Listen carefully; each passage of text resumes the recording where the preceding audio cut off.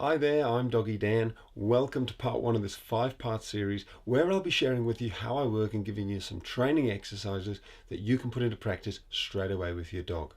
But first, a big thank you for giving me this opportunity.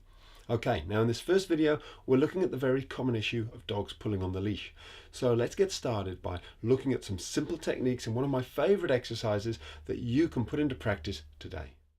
So here's a short clip from one of my consultations regarding a pulling dog. As you can see, she's a lovely little dog here, or medium-sized dog, and her owner is a guy called Zach, and he's a great guy. He's doing everything he can to stop this dog from pulling, but for those of you who have a pulley dog, you will know what it's like. It seems like nothing will stop them sometimes, and I wanted to show you this actually. This guy loves his dog.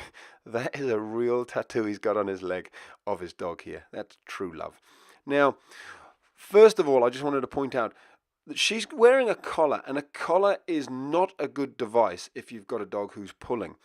They are very good when your dog is trained, but in the training stages, in the early stages, the learning stage, you don't want to be using a collar because, as you can see, as she pulls forward, Zach pulls backwards, and she just kind of leans into it. It almost encourages the pulling.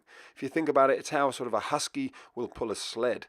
You know, the sled is pulling back, and the huskies just keep driving forward. So it also causes, stress to the dog's neck. She's pretty pully? She's pretty pully, man. She's pretty. Can you stop her pulling? Oh, she's pretty good there, but she just doesn't stop. Is that right? Yeah. She just keeps on going. So here's the main exercise I want you to practice. It's called the turn in front, with the emphasis being on the word in front. So keep a shorter lead, a bit of a shorter lead. Pull it in a bit.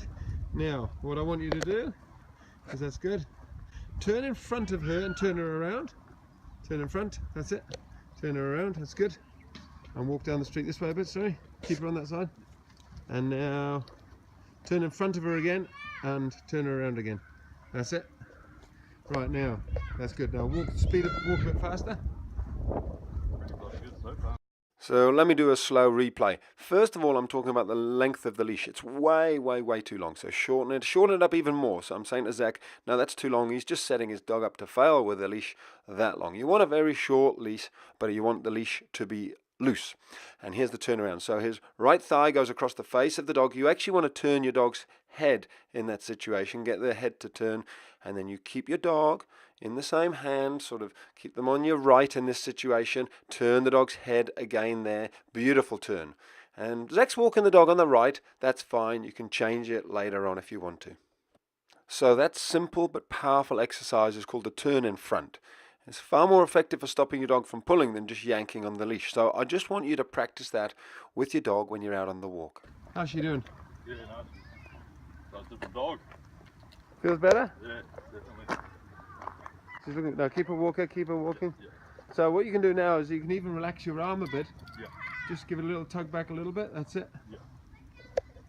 And now wind it in a little bit more so it's not so loose. Yeah. That's good.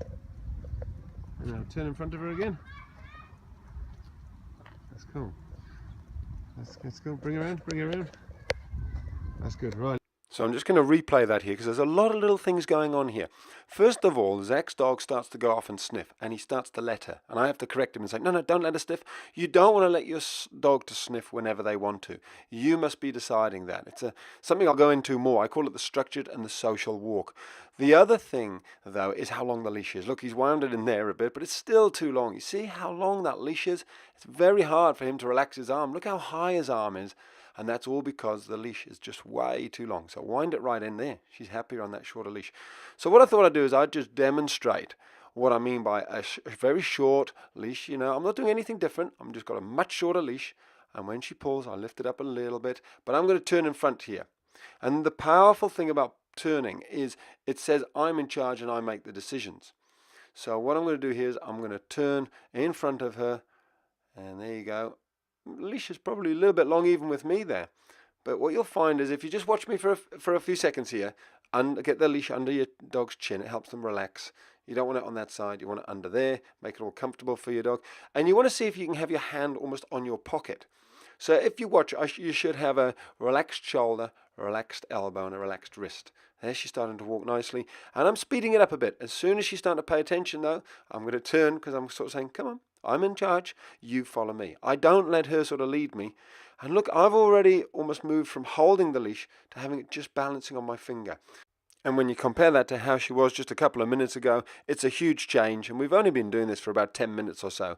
So some big changes there, and here we are a short while later. Her owners come out to see what we're doing, how it's all going, and it's brilliant, because before, she was actually struggling to walk her on the leash, but as you can see now, no trouble at all. They're working really well together.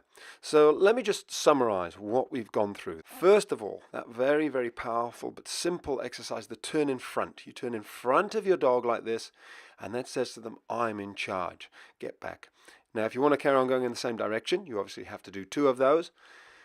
That's beautiful. Now, the second thing is a short leash. You don't want a long leash. You want it nice and short, but loose, just like we have here. That stops the dog from being able to change sides and wander off and do their own thing. The third thing is you want to be able to have a nice relaxed shoulder, elbow, and wrist. So effectively, with that short leash, your hand should be able to relax nicely on your pocket. Even if you turn your dog around, you shouldn't have to be lifting your arm up high in the sky. It should be down by your side like it is here. So there you go, a couple of tips and a very powerful exercise. Now, when it comes to pulling on the leash, the stuff I've shown you here is great, but it's also crucial that you've convinced your dog inside the house that they should be listening to you and following you. Because dogs who think they're in charge will always lead, and they lead from the front, not the back. Put another way, if they aren't obedient inside the house, you'll probably struggle outside on the walk, so bear that in mind. Now, in tomorrow's video, we're going to be working with a very, very cute little puppy named Jock, who's a lot of fun to watch, so make sure you tune in. Until then, take care and love your dog.